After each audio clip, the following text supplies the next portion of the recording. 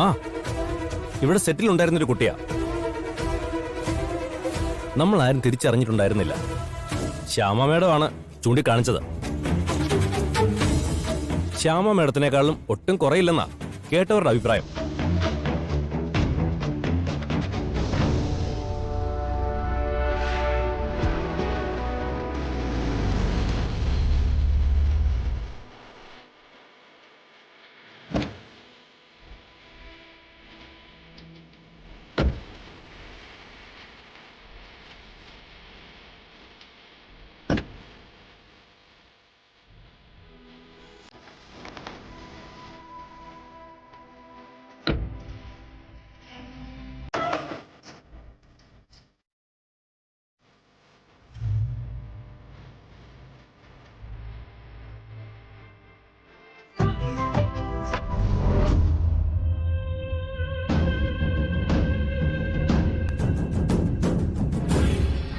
അതെ, എല്ലാരും ഒന്നും കൂടെ വന്നേ.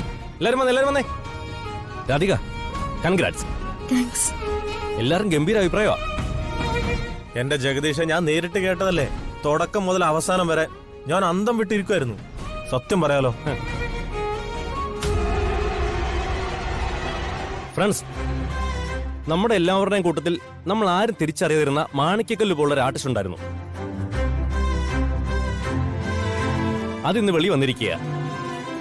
അതിന്റെ സന്തോഷം നമുക്ക് എല്ലാവർക്കും ഒരുമിച്ച് അനുഭവിക്കാനുള്ളതാ.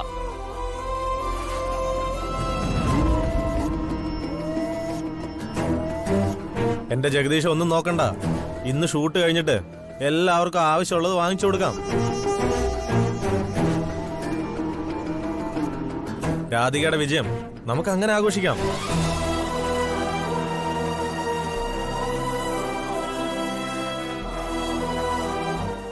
ഇതാ നമ്മുടെ സെറ്റിന്റെ ആദരവ് നമ്മുടെ പ്രിയപ്പെട്ട ഗായിക രാധികയ്ക്ക് സമർപ്പിക്കുകയാണ്. നമ്മുടെ ആദരവ് രാധികയ്ക്ക് കൊടുക്കുന്നത് നമ്മുടെ നായിക പ്രിയങ്കയാണ്.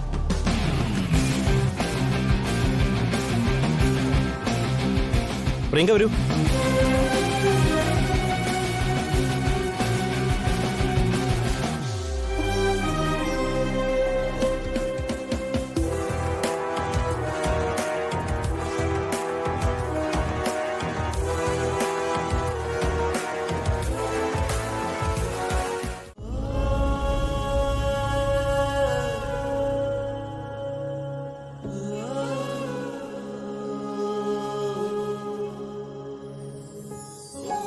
എന്റെ ജീവിതത്തിലെ എന്തോരം സന്തോഷമുള്ള ദിവസമാണെന്നറിയോ?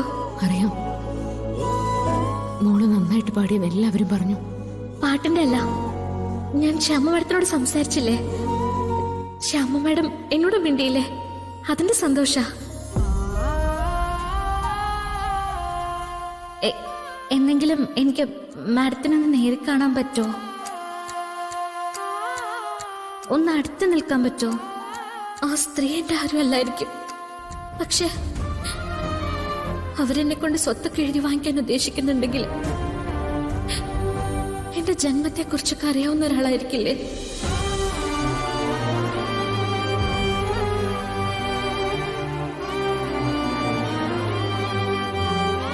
ഇതിനൊക്കെ എല്ലാത്തിനും കാരണം എന്നെ പ്രസവിച്ച ആ സ്ത്രീയാ. എന്നെ വലിച്ചെറിഞ്ഞ ആ സ്ത്രീ മാത്രം. അതുകൊണ്ടല്ലേ ഞാൻ അനാഥയായിട്ട് വളർന്നത്.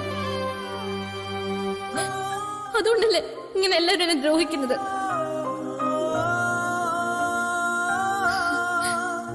എന്നെങ്കിലും ആ അമ്മ എന്റെ കൺമുന്നിൽ വന്ന് നിന്ന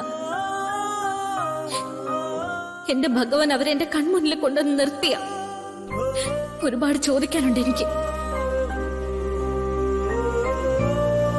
വലിച്ചെറിഞ്ഞവർക്ക് വേദനയൊന്നും ഉണ്ടാവില്ല, പക്ഷെ വലിച്ചെറിയപ്പെട്ടവർക്ക് അനുഭവിച്ചതിന് കയ്യും കണക്കും ഉണ്ടാവില്ല.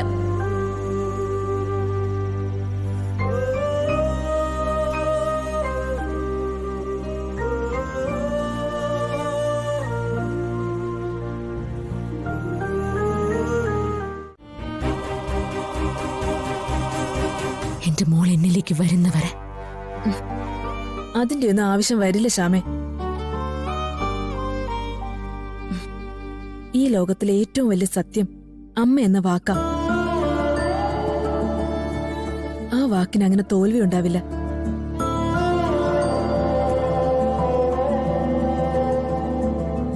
ദൈവത്തിന്റെ കരുതല് ഏറ്റവും ചേർന്ന് നിൽക്കുന്നത് അമ്മയോടാ. ശ്യാമയ്ക്ക് കരയേണ്ടി വരില്ല, അതെനിക്ക് ഉറപ്പാ. ഈ ലോകം ആരാധിക്കുന്ന ഗായികയാണ് സ്വന്തം അമ്മയെന്നറിഞ്ഞ ആദ്യം ഒന്ന് പരിഭ്രമിച്ചാലും രാധിക മോൾക്ക് നിന്റെ നെഞ്ചിലേക്ക് ഒഴുകി എത്തിയേ പറ്റൂ.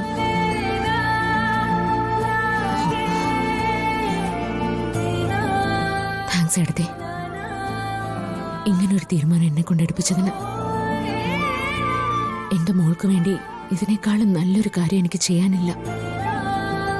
എന്റെ മോൾ എന്നിലേക്ക് തിരിച്ചു വന്ന ഐശ്വര്യയെ മാന്യമായിട്ട് യാത്രയാക്കണമെന്നാണ് ഞാൻ തീരുമാനിച്ചത്. അവർക്ക് കാര്യമായിട്ട് എന്തെങ്കിലും കൊടുക്കണം, അവരെ സെറ്റിൽ ചെയ്യണമെന്നൊക്കെ. പക്ഷെ ഇനി അതില്ല. ഒരു ചില്ലി കാശ് പോലും ഞാൻ കൊടുക്കില്ല.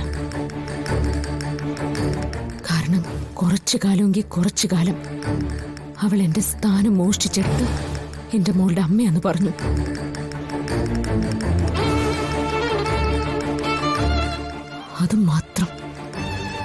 അത് മാത്രം പൊറുക്കാൻ എനിക്ക് പറ്റില്ല. ഐശ്വര്യ പുറത്തിറങ്ങുന്നത് ദരിദ്രയായിട്ടായിരിക്കും, പരമദരിദ്രയായിട്ട്.